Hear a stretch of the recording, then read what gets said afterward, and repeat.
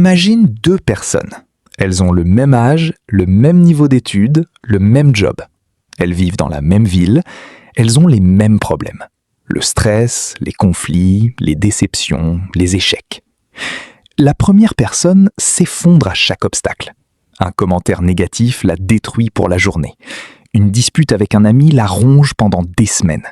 Un échec professionnel la convainc qu'elle est nulle et qu'elle ne réussira jamais rien. Elle est constamment submergée par ses émotions. Tantôt en colère, tantôt anxieuse, tantôt déprimée. Et elle ne comprend pas pourquoi la vie est si difficile pour elle alors que les autres semblent gérer. La deuxième personne vit exactement les mêmes épreuves, mais elle réagit différemment. Le commentaire négatif, elle l'entend, elle le digère et elle passe à autre chose. La dispute avec un ami, elle en parle calmement et cherche une solution. L'échec professionnel, elle le transforme en leçon. Elle n'est pas insensible, elle ressent les mêmes émotions que la première personne, mais elle sait quoi en faire. La différence entre ces deux personnes, ce n'est pas l'intelligence, ce n'est pas le talent, ce n'est pas la chance, c'est l'intelligence émotionnelle. L'intelligence émotionnelle, c'est ta capacité à reconnaître tes émotions, à les comprendre, à les gérer et à naviguer les émotions des autres. Et selon une étude de Talent Smart qui a analysé plus d'1 million de personnes, l'intelligence émotionnelle est responsable de 58% de la performance dans tous les types de métiers. 58%. C'est plus que le QI, plus que les compétences techniques, plus que l'expérience. Et voici la meilleure nouvelle. Contrairement au QI, l'intelligence émotionnelle n'est pas fixée à la naissance. C'est un muscle, ça se développe, ça se travaille. Et les personnes émotionnellement fortes que tu admires, celles qui gardent leur calme dans la tempête, qui gèrent les conflits avec grâce, qui rebondissent après chaque échec, elles ne sont pas nées comme ça. Elles ont simplement développé des habitudes que la plupart des gens n'ont pas. Aujourd'hui, on va voir ensemble les 5 habitudes des gens émotionnellement forts. 5 habitudes concrètes que tu peux commencer à adopter dès aujourd'hui pour transformer ta relation avec tes émotions. Et je te préviens, l'habitude numéro 5 est celle qui change tout. C'est la plus contre-intuitive de toutes et c'est celle que les personnes les plus résilientes pratiquent sans même s'en rendre compte. C'est parti. La première habitude des gens émotionnellement forts, c'est qu'ils ne disent jamais « ça va pas ». Ils ne disent jamais « je suis stressé » ou « je suis de mauvaise humeur » ou « je me sens bizarre ». Ces mots sont trop vagues. Et un mot vague, c'est une émotion qu'on ne peut pas traiter. Les gens émotionnellement forts font quelque chose de différent. Ils mettent un nom précis sur ce qu'ils ressentent. Pas « je suis stressé », mais « je suis anxieux parce que j'ai peur de ne pas être à la hauteur demain ».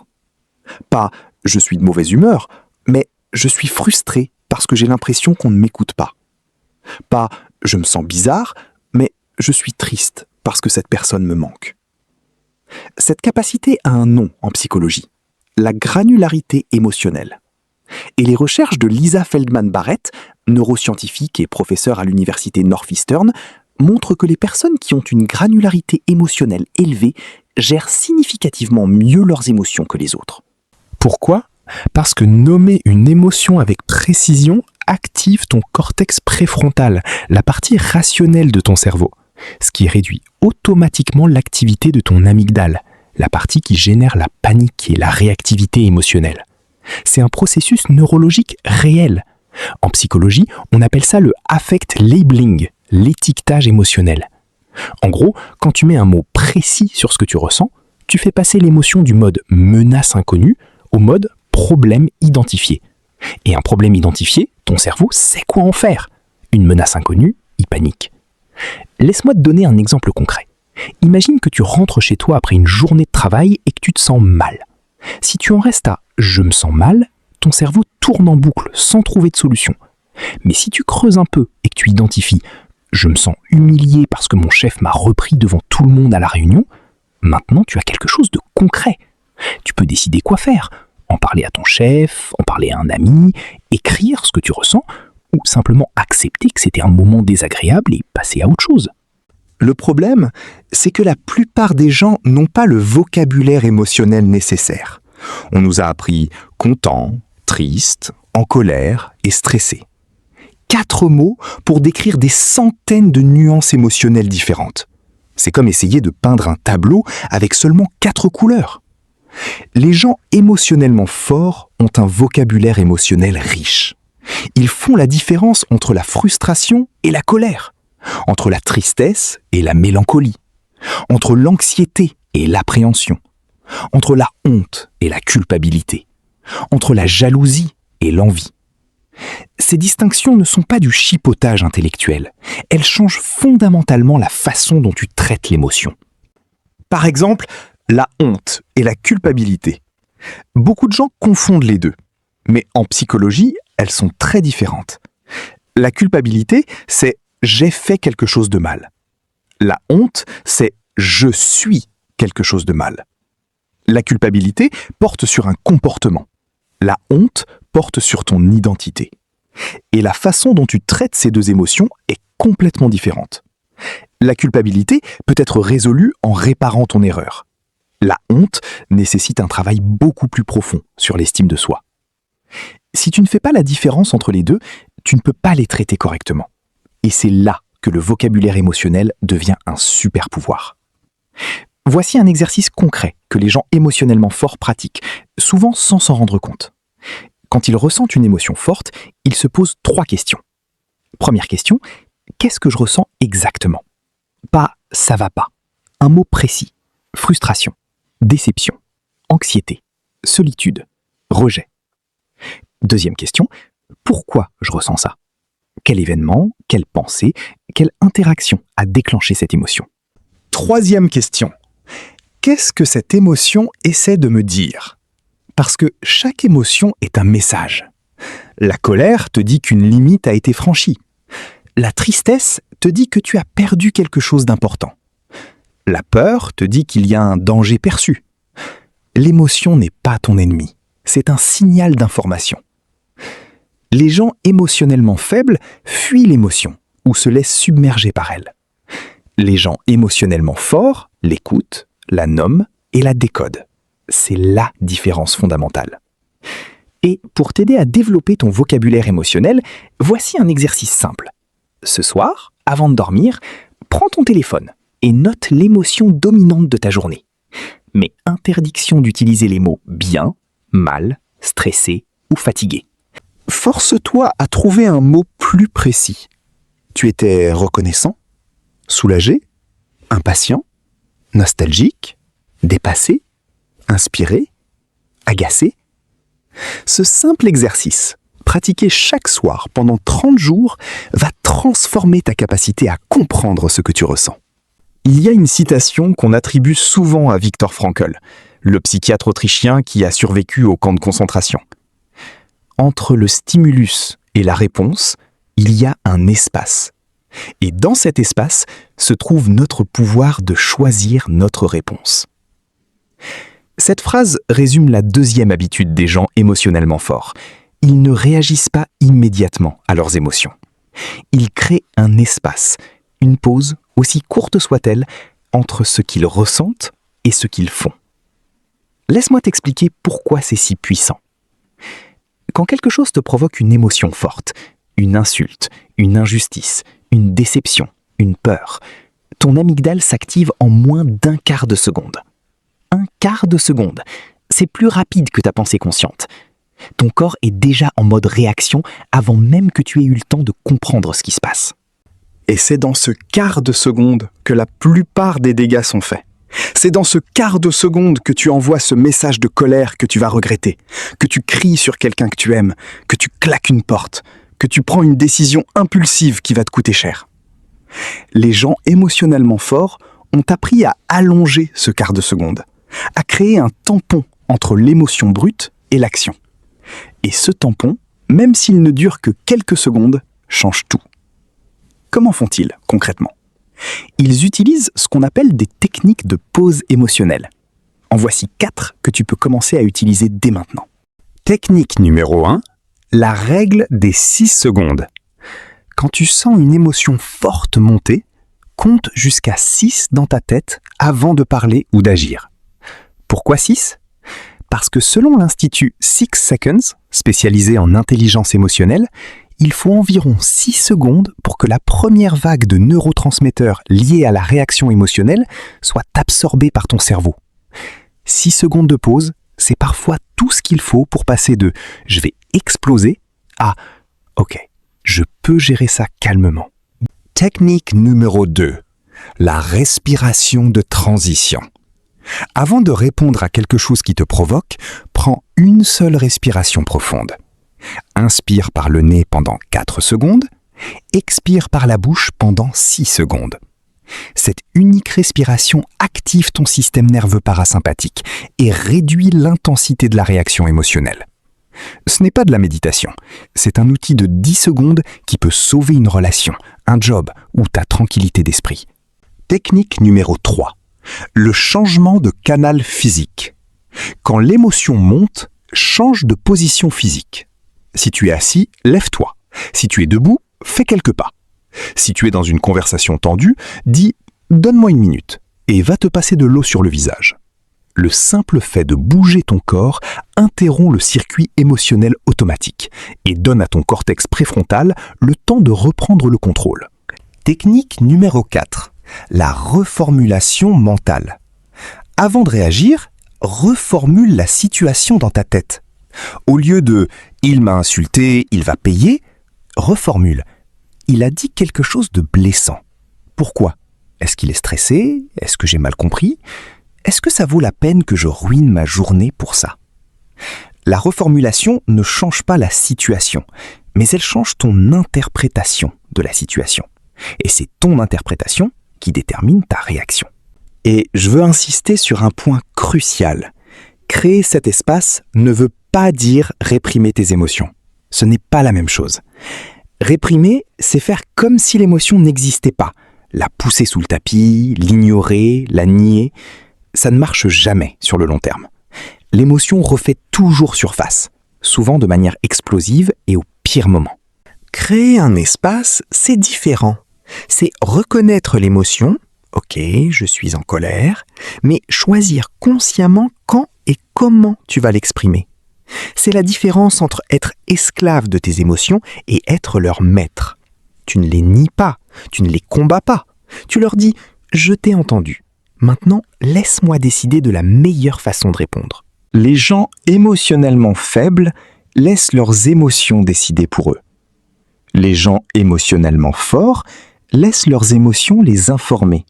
Mais c'est eux qui décident. Et avec la pratique, cet espace s'agrandit naturellement. Ce qui était un quart de seconde devient 2 secondes, puis 6, puis 30, puis 1 minute entière. Et dans cette minute, tu as le pouvoir de transformer une catastrophe émotionnelle en une réponse réfléchie. La 3e habitude est celle que la plupart des gens trouvent la plus difficile. Dire non. Les gens émotionnellement forts savent fixer des limites claires avec les autres. Et ils le font sans culpabiliser, sans s'excuser excessivement et sans se sentir obligés de justifier leur décision pendant 20 minutes. Ça peut paraître simple, mais réfléchis un instant. Combien de fois as-tu dit oui à quelque chose alors que tout ton corps te hurlait non ? Combien de fois as-tu accepté une charge de travail supplémentaire par peur de décevoir ton chef ? Combien de fois es-tu allé à un événement social qui te vidait de ton énergie juste parce que tu ne voulais pas froisser quelqu'un ? Combien de fois as-tu toléré un comportement irrespectueux parce que tu avais peur du conflit ? Si tu fais ça régulièrement, tu paies un prix énorme. Pas financièrement, émotionnellement. Chaque oui que tu donnes quand tu veux dire non, c'est un petit morceau de ton énergie, de ton temps et de ton estime de soi qui part. Et avec le temps, tu te retrouves épuisé, amer et en colère. Pas contre les autres, mais contre toi-même, pour ne pas avoir su dire non. Les gens émotionnellement forts ont compris quelque chose de fondamental. Dire non à quelqu'un d'autre, c'est dire oui à soi-même. Et ce n'est pas égoïste, c'est nécessaire. Mais pourquoi est-ce si difficile de dire non ? La raison principale, c'est la peur du rejet.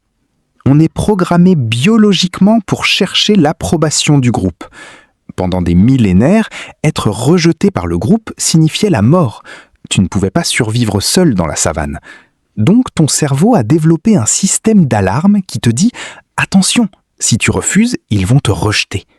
Et cette alarme se déclenche encore aujourd'hui, même quand le pire qui puisse arriver, c'est que quelqu'un soit un peu déçu. Les gens émotionnellement forts ne sont pas immunisés contre cette peur. Ils la ressentent aussi. Mais ils ont appris à la traverser, au lieu de la laisser décider pour eux. Comment font-ils ? D'abord, ils connaissent leurs limites avant d'être mis en situation. Ils savent combien d'heures de travail supplémentaires ils sont prêts à accepter, ils savent combien de sorties sociales par semaine ils peuvent gérer, ils savent quel comportement ils ne tolèrent pas dans une relation. Ces limites sont définies à l'avance, dans un moment de calme, pas dans le feu de l'action. Ensuite, ils communiquent leurs limites de manière claire et respectueuse, pas agressive, pas passive-agressive, pas avec des excuses à n'en plus finir. Juste clairement.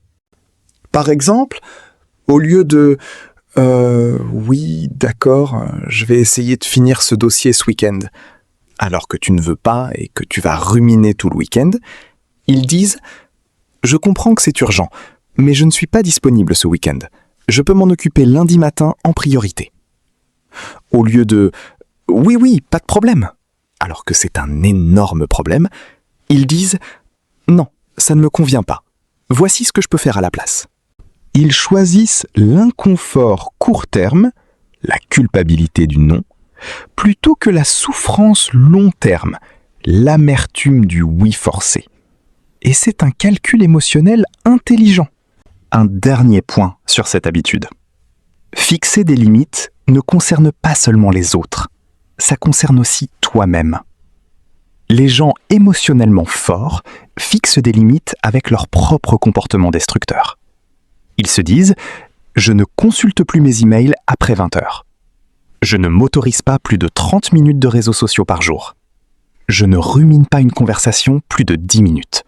Si après 10 minutes je n'ai pas trouvé de solution, je passe à autre chose. » Ces limites internes sont tout aussi importantes que les limites externes. Imagine que tu fais une présentation importante au travail ou à l'école. Tu t'es préparé pendant des jours, tu connais ton sujet, et pourtant, ça se passe mal. Tu perds tes mots, tu oublies une partie, le public a l'air ennuyé, et à la fin, ton chef te fait un retour négatif devant tout le monde. Comment réagis-tu ? Si tu es comme la majorité des gens, voici ce qui se passe dans ta tête. Je suis nul, je n'aurais jamais dû essayer, je ne suis pas fait pour ça, les gens me jugent. Tu prends l'échec et tu le transformes en preuve de ta valeur personnelle. L'échec ne reste pas un événement, il devient une identité. Tu n'as pas raté une présentation, tu es un raté. Les gens émotionnellement forts font quelque chose de radicalement différent.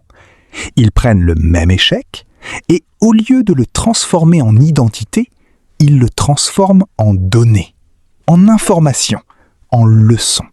Leur dialogue interne ressemble à ça. Ok, la présentation ne s'est pas bien passée. Qu'est-ce qui a mal fonctionné ? J'ai perdu mes mots au milieu ?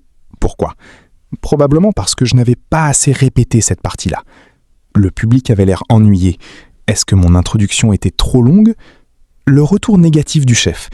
Qu'est-ce que je peux en tirer de constructif ? Tu vois la différence ?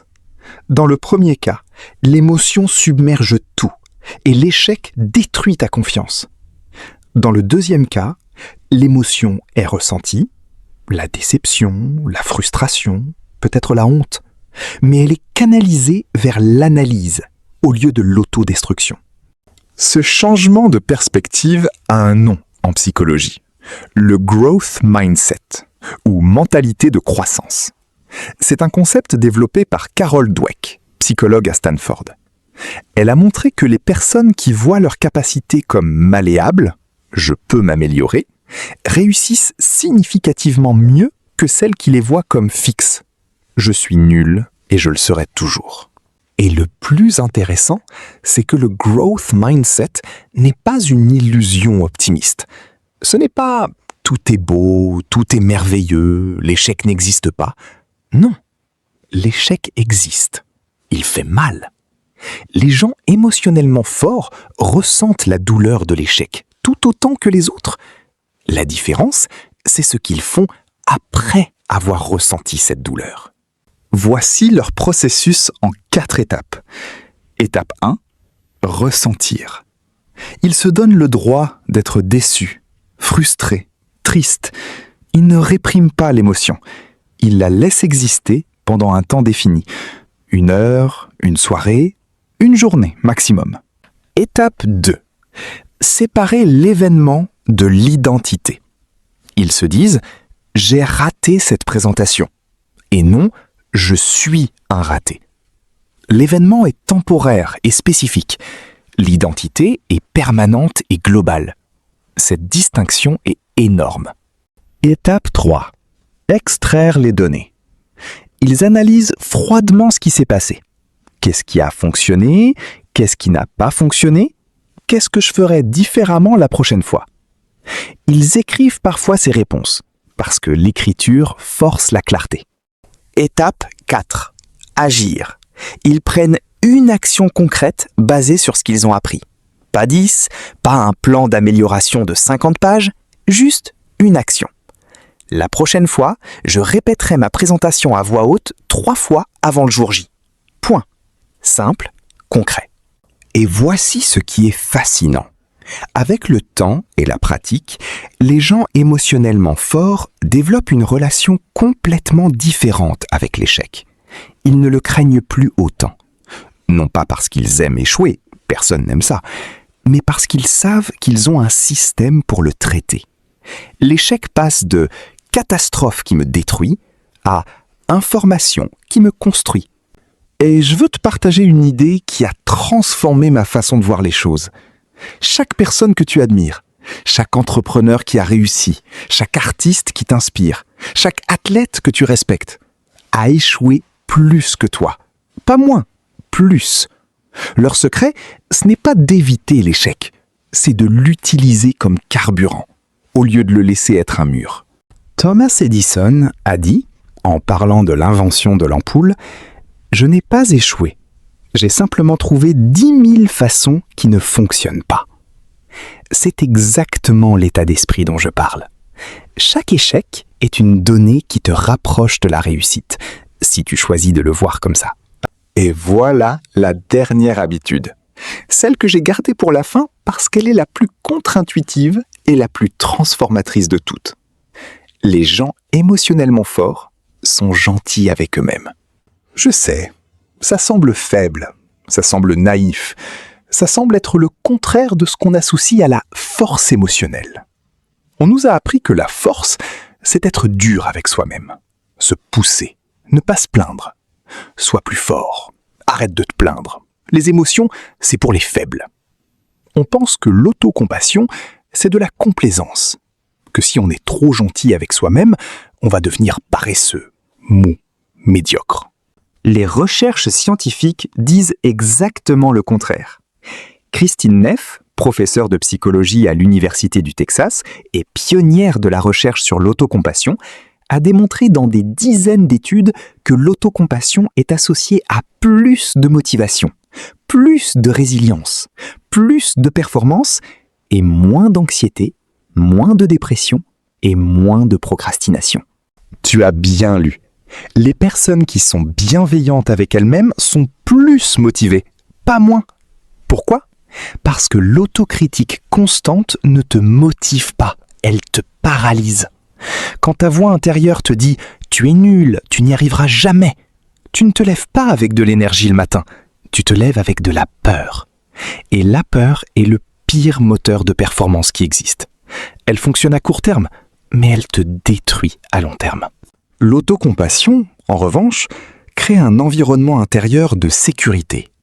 Et quand tu te sens en sécurité, tu oses plus, tu prends plus de risques, tu acceptes mieux l'échec. Parce que tu sais que même si tu échoues, tu ne vas pas te détruire intérieurement. C'est paradoxal, mais c'est en étant plus doux avec toi-même que tu deviens plus courageux. Alors, concrètement, qu'est-ce que l'autocompassion ? Selon Christine Neff, elle a 3 composantes. Composante numéro 1, la bienveillance envers soi-même. Au lieu de te juger sévèrement quand tu fais une erreur, tu te traites comme tu traiterais un ami proche. Si ton meilleur ami te disait « Ah, j'ai raté ma présentation, je suis nul », tu ne lui répondrais pas « Oui, tu es effectivement nul et tu le seras toujours ». Tu lui dirais « C'est normal d'être déçu. Ça ne veut pas dire que tu es nul. Tout le monde rate des présentations de temps en temps. Qu'est-ce que tu pourrais faire différemment la prochaine fois ?» Applique à toi-même la même bienveillance que tu donnes naturellement aux autres. Composante numéro 2, l'humanité commune. Quand tu souffres, tu as tendance à penser que tu es le seul. Personne d'autre ne vit ça. Les autres n'ont pas ces problèmes. Faux. La souffrance fait partie de l'expérience humaine universelle. Tout le monde rate des choses. Tout le monde se sent inadéquat parfois. Tout le monde a des jours où rien ne va. Reconnaître que tu n'es pas seul dans ta souffrance réduit l'isolement et la honte. Composante numéro 3. La pleine conscience. Au lieu de t'identifier complètement à ta douleur, je suis triste, je suis en colère, tu observes tes émotions avec un peu de recul. Je remarque que je ressens de la tristesse en ce moment. Cette légère distance ne nie pas l'émotion.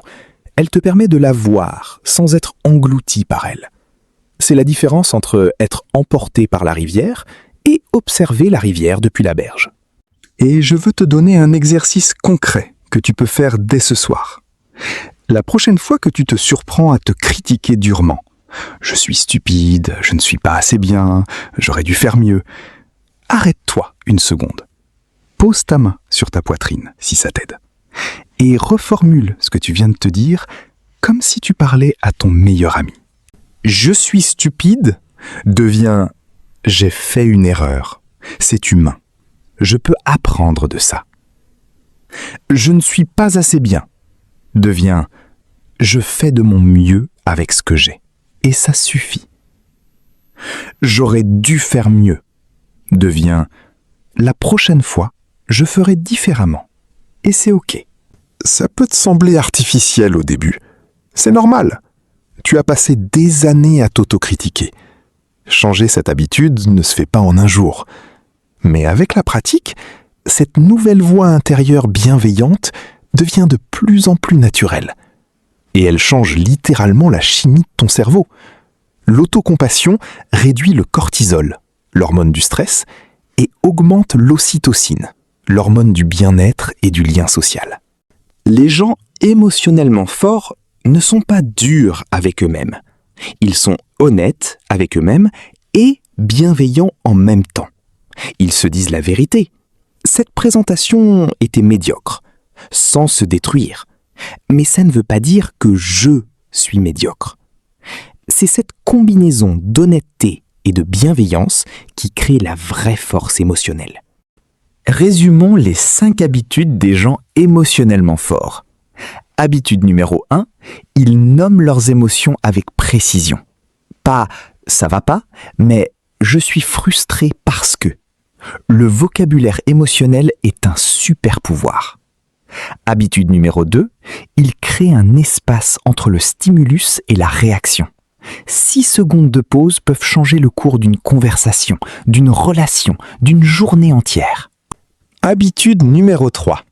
Ils fixent des limites sans culpabiliser. Dire non à quelqu'un d'autre, c'est dire oui à soi-même. Et la culpabilité du non est toujours moins douloureuse que l'amertume du oui forcé. Habitude numéro 4.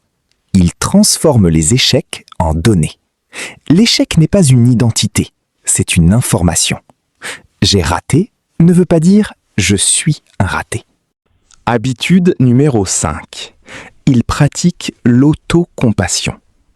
Être bienveillant avec soi-même n'est pas de la faiblesse, c'est le fondement de la résilience.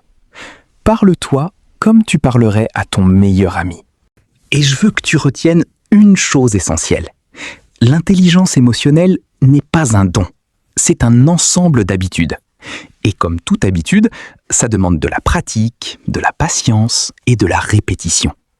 Tu ne vas pas devenir émotionnellement fort en une nuit, Mais si tu pratiques ne serait-ce qu'une de ces 5 habitudes pendant 30 jours, je te promets que tu verras une différence dans ta vie. Commence par celle qui te parle le plus. Peut-être que c'est nommer tes émotions. Peut-être que c'est créer l'espace de 6 secondes. Peut-être que c'est l'autocompassion. Peu importe laquelle tu choisis, l'important, c'est de commencer. Et toi aussi, tu peux les construire.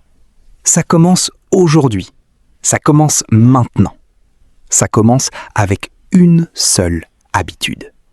Si cette vidéo t'a aidé à comprendre quelque chose sur toi-même, dis-le-moi en commentaire. Écris le numéro de l'habitude que tu veux travailler en premier. Le 1, le 2, le 3, le 4 ou le 5. Je suis curieux de savoir laquelle résonne le plus avec toi.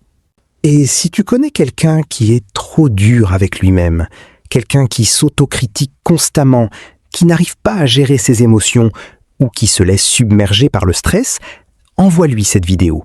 Ça pourrait être le déclic dont il a besoin. Abonne-toi à Comprendre ton esprit et active la cloche. La prochaine vidéo sera sur un sujet que tout le monde vit, mais que personne ne comprend vraiment. Pourquoi tu te compares constamment aux autres et comment arrêter? Prends soin de toi. Et rappelle-toi, être émotionnellement fort, ce n'est pas ne rien ressentir. C'est tout ressentir et savoir quoi en faire.